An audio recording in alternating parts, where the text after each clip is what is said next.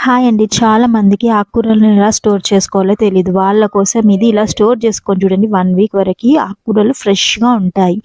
ఈ ఆకుకూరలనే కాదండి, పచ్చిమిర్చి కూడా తీసుకొచ్చిన తర్వాత ఒకసారి మంచిగా కట్ చేసుకొని అందులో తడి అనేది లేకుండా ఇలా ఒక కాటన్ టవల్ పైన వేసేసుకొని ఆరిపోనివ్వాలి. ఒక 1 అవర్, 1 ½ అవర్ అయితే ఉన్న వాటర్ మొత్తం ఆరిపోతుంది. ఆరిపోయిన తర్వాత ఇలాగా స్టోర్ చేసుకోవాలి. ఇలాగ పాలకూర, గోంగూర, తోటకూర కూడా ఇలా పెట్టుకోవచ్చనమాట.